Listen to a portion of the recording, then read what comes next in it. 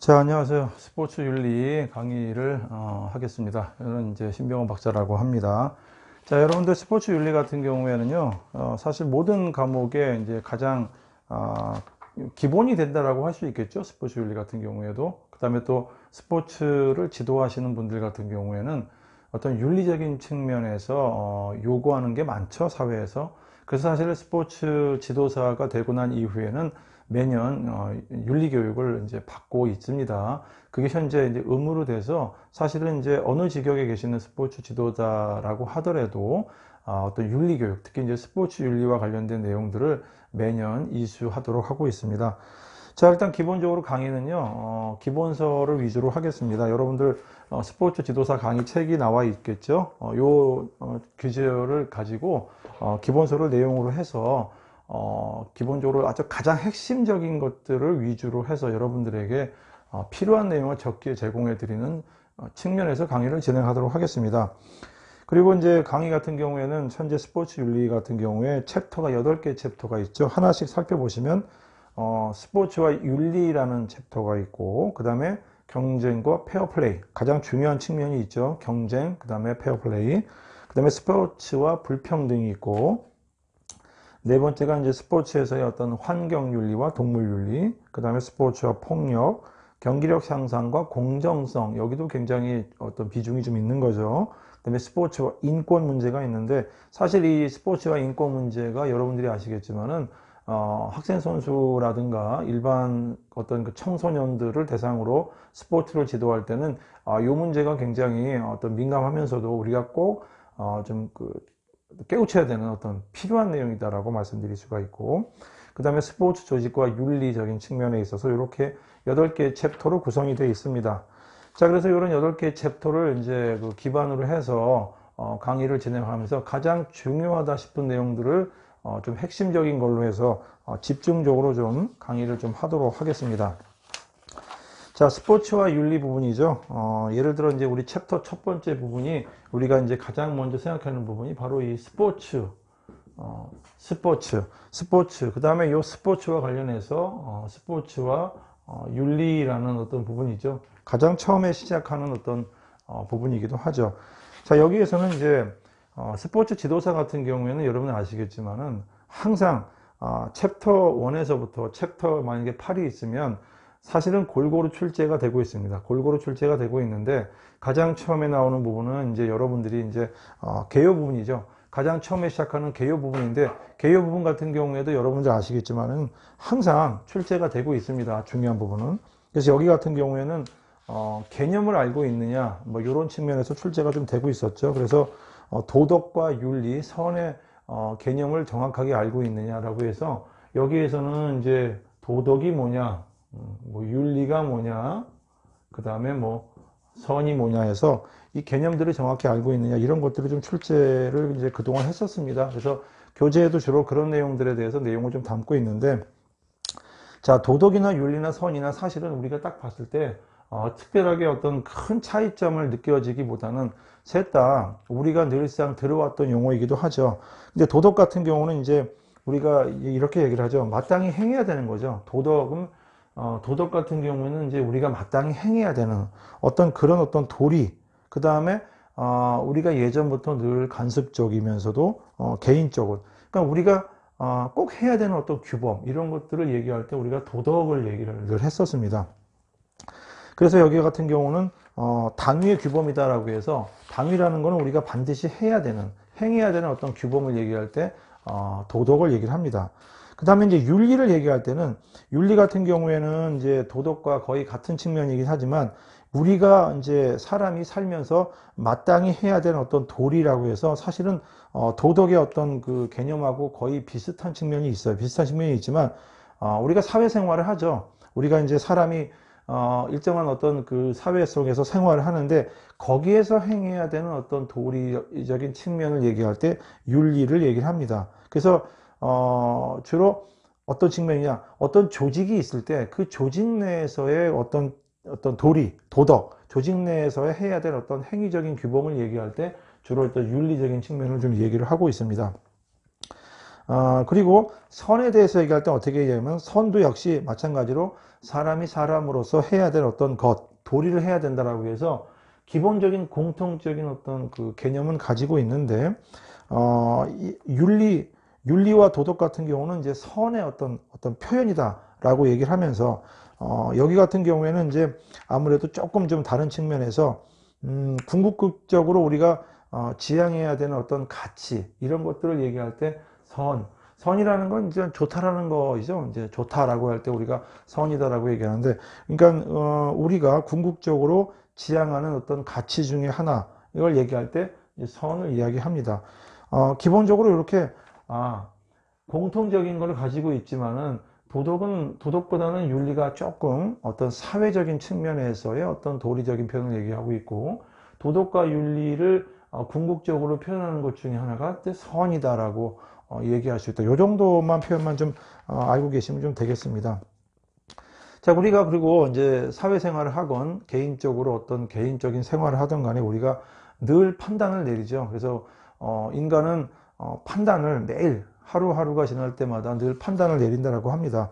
그래서 여기에서도 그 판단을 내릴 때 기준이 되는 것들이 바로 이런 것들이 다 되는 건데, 여기에서 나오는 이제 판단이라는 게 또 이런 게 있죠. 사실 판단하고 가치 판단이라는 것도 있죠. 용어에 대한 개념만 좀 아시면 되겠습니다. 사실, 즉 어떤 사실 하에서 판단을 하는 경우를 사실 판단이라고 하고 있고, 사실 판단 같은 경우는 이제 있는 그대로의 어떤 사실이 있죠. 어떤 사실이 있을 때 그 사실에 대해서 판단을 있는 그대로 내리는 그런 어떤 판단 같은 경우는 사실 판단이라고 하죠. 이거 같은 경우는 이제 어떤 측정이 됐을 경우에 어떤 측정할 수 있는 그런 어떤 사실, 어떤 사태가 있으면 그 사실에 대해서 판단을 내리는 건 이제 사실 판단이라고 합니다. 자, 그리고 이제 가치 판단이라는 것도 있는데, 가치를 판단한다. 자, 요거보다는 이제 물론 이제 가치 판단이라는 것도 사실 하에서 가치 판단이 이루어지겠죠. 그래서 우리가 예전에 한번 그 체육 같은 경우에 측정 평가라는 과목이 있어요. 거기에서 보면은 뭐 100m를 달리기를 해서 우리가 기록을 재게 되면 어떤 기록이 딱 떨어지게 되죠. 그 기록에 따라서 우리가 일정한 판단을 내릴 수가 있는데, 자, 그런데 그 기록을 기반으로 해서 과연 이게 우리가 추구하고자 하는 어떤 가치에 대해서 어느 정도 부합을 하고 있는지 그렇지 않은지에 대해서도 또 판단할 수 있죠. 그래서 여기 같은 경우에는 측정과 관련된 어떤 내용들이 나오고, 여기 같은 경우에는 이제 평가와 관련된 내용들이 나오고 있죠. 바로 이런 거를 기반으로 해서 어떤 판단을 한다. 근데 이제 지금 여기 스포츠 윤리 같은 경우에는 바로 이런 내용들을 어느 정도 개인이 가진 상태에서 어떤 사상을 판단을 할 때 과연 사실에 기반을 두고 근거를 두고 판단을 하는지. 자, 물론 사실이지만 여기에도 어떤 그 측정치가 있을 거예요.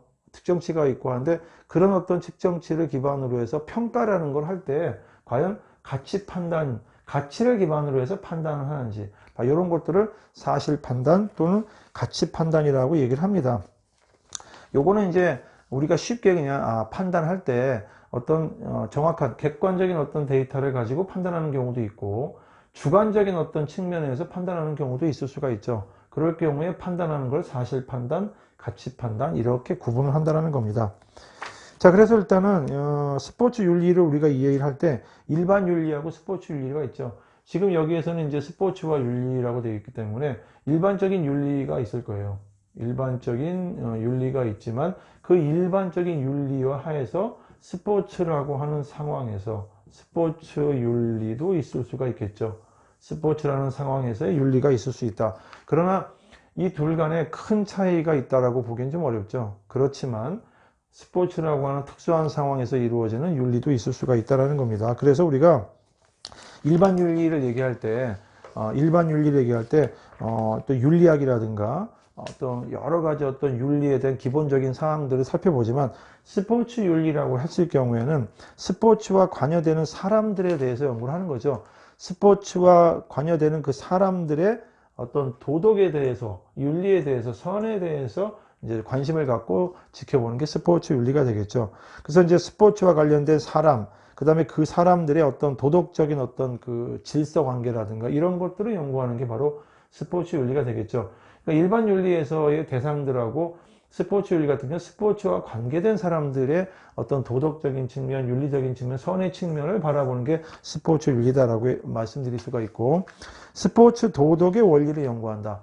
즉 여기에서는 일반적인 도덕을, 일반적인 윤리, 일반적인 선을 본다면 스포츠와 관계된 도덕, 스포츠와 관계된 윤리, 스포츠와 관계된 선에 대해서 어떤 조금 더 관심을 갖고 연구하는 분야가 스포츠 윤리다라고 말씀드릴 수가 있겠습니다. 자, 그럼 스포츠 윤리, 이 스포츠 윤리, 뭐 물론 이제 학문적인 측면도 있기 때문에 스포츠 윤리학이다라고 말씀드릴 수도 있지만요.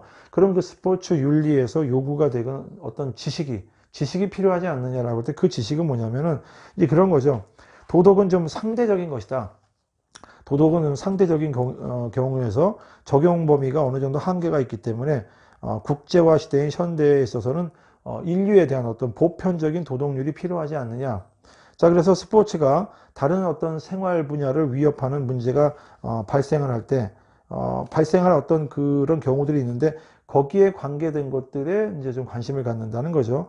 예를 들어서 이제, 일반 윤리와는 달리 스포츠 윤리에서는 어떤 그 골프장을 건설한다든가, 어떤 그 경기장을 건설할 때의 환경 문제하고의 관련성 같은 거, 어떤 환경 파괴 문제는 없는지, 이런 것들도 좀 관심을 갖는 분야가 일반 윤리보다는 스포츠 윤리 쪽에 좀 관심을 갖고 있다라고 말씀드릴 수가 있겠습니다. 그 다음에 스포츠 정신에 대해서도 이쪽에 관심이 많죠. 스포츠 정신에 대해서 관심이 많지만 바로 그런 어떤 스포츠 정신이 현재 어떤 스포츠에서 지나친 어떤 스포츠로 인해서 약간 변질돼서 윤리적인 문제가 발생을 하는 경우들도 있는데 바로 이런 측면에 관심을 갖고 그런 측면의 어떤 지식들이 요구되고 있는 쪽이 바로 스포츠 윤리다라고 말씀드릴 수가 있겠습니다. 자, 그래서 이제 우리가 또 하나 좀 살펴볼 게 중에서 하나가 이 스포츠 윤리와 관련해서 스포츠하고 이 윤리 있죠? 이 스포츠하고 윤리는 도대체 어떤 관계가 있는가 했더니 이제 그런 거죠. 스포츠 행위죠. 스포츠 행위.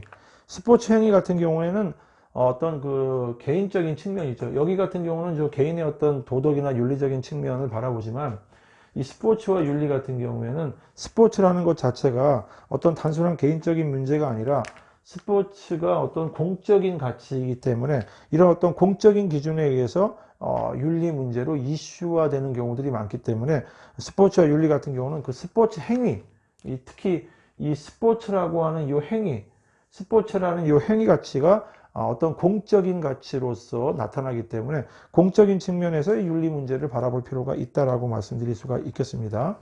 그래서 이제 그러면 뭐 스포츠 윤리의 역할이 뭐냐, 독자성이 뭐냐, 이런 것들도 이제 출제가 되는데 사실은 이제 어렵다기보다는 한번 읽어보시는 것들이 쉬운 것들이 있어요. 예를 들어서 스포츠 윤리는 일반 어떤 윤리보다는 약간 독자적인 측면이 있다. 어떤 독자적인 측면이 있더니 앞에 스포츠가 붙어 있기 때문에 스포츠 윤리 독자성은 어떤 우리가 알고 있지만은 규칙을 준수한다는 거 있죠. 스포츠도 나름대로의 규칙이 있죠. 일반 윤리도 물론 살아갈 때 어떤 법 규범이라는 게 있듯이 스포츠 같은 경우에도 스포츠 현상에서는 그 스포츠에 내재되어 있는 그 규칙이 기본적으로 존재를 하죠. 바로 그 규칙을 얼마나 자발적으로 준수를 해야 되는지 이런 문제들도 있겠고, 그 다음에 스포츠 규칙을 준수하는 게 선수들에게는 반드시 필수적으로 요구된다는 그런 것들이 바로 이런 것들. 그 다음에 지도자하고 선수들 간의 관계라든가 또 규칙을 얼마나 또 자발적으로 준수할 건지, 비도덕적인 선수의 어떤 구별할 수 있는 그 기준이 뭔지 이런 것들에 대한 관심이 바로 스포츠 윤리의 독자성이다 라고 말씀드릴 수가 있겠습니다. 그리고 이제 스포츠인들이죠. 스포츠인들이 갖고 있는 어떤 윤리적인 측면도 있겠죠. 체육인으로서 꼭 갖춰야 되는 어떤 기본적인 어떤 도덕적인 품성, 뭐 이런 것들, 그 다음에 체육인은 어떻게 행동하는 것이 바른 것인지, 이런 어떤 판단하는 것들, 이런 것들이 바로 스포츠인의 윤리에서, 스포츠인들의 윤리에서 필요한 내용들이다라고 말씀드릴 수가 있겠죠. 체육인이다라고 이제 과거부터 말씀을 드리는데, 체육인 또는 스포츠인, 이렇게 얘기했을 때, 과연 그들에게 요구되는 어떤 행동, 이런 것들은 어떤 게 있을까? 이런 것들이죠, 뭐. 올바른 국가관은 무엇인지, 사명감은 무엇인지, 협동정신은 어떻게 갖고 있는지, 페어플레이라든가 품위 유지는 어떻게 하고 있는지, 바로 그런 내용들이 스포츠인, 체육인으로서 어떤 요구되는 바람직한 어떤 행동, 도덕적 품성이 되겠다라고 말씀드릴 수가 있겠습니다. 바로 그런 내용들을 기준으로 해서 바로 스포츠와 윤리가 이렇게 이렇게 어떤 전반적인 어떤 그림, 틀이 구성이 된다라고 말씀드릴 수가 있겠습니다. 자, 근데 지금부터 이제 조금 시험 문제에 우리가 좀 자주 나오는 것들을 한번 좀 살펴볼겠는데요. 시험 문제에 자주 나오는 것들 중에 하나가 바로 이런 것들이에요.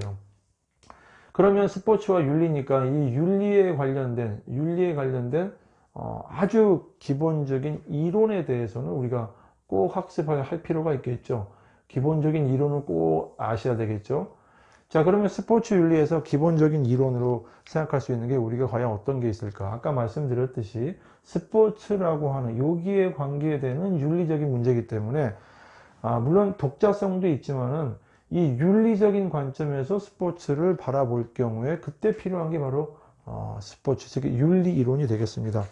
자, 윤리 이론 중에서 우리가 가장 어떤 보편적으로 알고 있는 것 중에 하나가 첫 번째가 바로 결과론적인 윤리 이론이라고 해서 이것도 출제에 많이 되고 있죠. 결과론적이다. 결과론적인 윤리 이론이라고 했죠. 여기 뭐 윤리 이론이라고 그냥 적겠습니다. 자, 결과론이다. 결과론적인 윤리 이론이다라고 하는 거죠.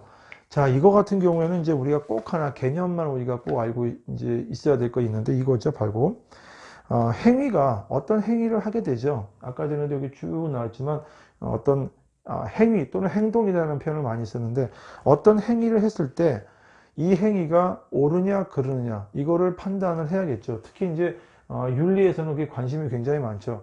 스포츠 행위를 하죠. 스포츠 행위, 스포츠 현상 안에서 굉장히 많은 행위들이 있죠. 그 안에는 특히 이제 어떤 경쟁 스포츠 같은 경우에는 그 안에 선수들, 지도자들, 관계된 관중들의 행위들이 있죠.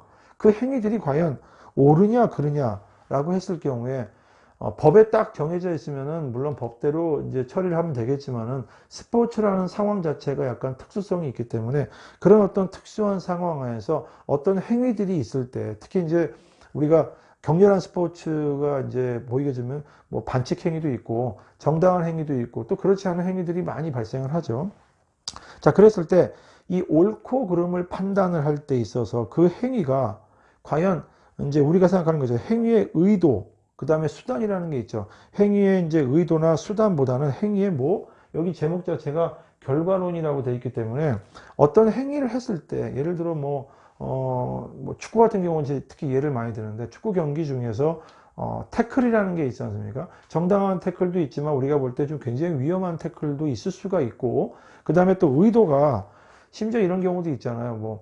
우리 팀의 승리를 위해서 하는 의도도 있을 수가 있지만은 상대 팀을 조금 경기력을 저하시키기 위한 의도에서 또 수단 자체가 정당한 수단이 아닌 경우도 있죠. 즉 행위나 수단보다는 행위의 결과를 중시한다라고 해서 결과론적인 윤리 이론이라고 얘기를 합니다. 자, 그래서 이제 우리가 지금 이 안에 들어가 있는 여러 가지 학자들, 특히 예전에 벤담이라든가 밀이라든가 이런 어떤 서양의 학자들을 굳이 꼭 외우고 할 필요는 없지만은 그분들이 얘기했던 어떤 공리주의라고 하죠. 이 공리라는 뜻 자체도 이 결과론적으로 공의 이익이죠. 어떤 한 사람의 어떤 이익이라기보다는 많은 사람들이 공의 이익을 이게 바로 공리주의라고 하는데 어떤 여러 사람, 즉 많은 사람들의 이익을 생각하는 걸 공리라고 합니다. 바로 이렇게 공리주의가 과거에 어떤 윤리학을 공부할 때 가장 많이 나오는 것 중에 하나입니다. 그래서 어떤 행위가 있을 때 그 행위 자체를 옳은 것이다 라고 판단할 때의 기준이라는 것은 많은 사람에게 이 공리라는 것은 이제 어떤 하나의 어떤 개인적인 측면이라기보다는 다수의 측면을 얘기하는 거겠죠. 다수의 측면에서 이익을 주는 행위일 경우에는 결과론적으로 그거는 옳은 행위다라고 볼 수 있다라는 거예요. 이거를 우리가 결과론적인 윤리이론이라고 해서 각종 스포츠의 그런 사례를 들면서 얘기를 많이 합니다. 얘기 많이 하는데 여기에서는 항상 기준의 판단은 공리예요, 다수의 이익이죠. 다수의 이익이 행복하다면 결과론적으로 그거는 윤리적으로 타당하다라는 이론이 결과론적인 윤리 이론입니다. 시험 출제에 가장 많이 나오고 있기 때문에 어떤 사례가 들다 하더라도 우리가 꼭 명심해야 될 거는 뭐냐면 어떤 행위를 했을 때 그 행위가 옳으냐 그르냐는 여러 사람들의 이익을 생각하고 있다. 즉 공리주의적인 측면에서 바라보고 있다. 그래서 수단이나 어떤 의도가 중요한 게 아니라 결과론적으로 공리를 추구하고 있으면 그거는 옳은 행위다라고 볼 수 있다는 거예요. 요건 출제가 많이 되고 있기 때문에 여러분들 꼭 명심하시기 바랍니다.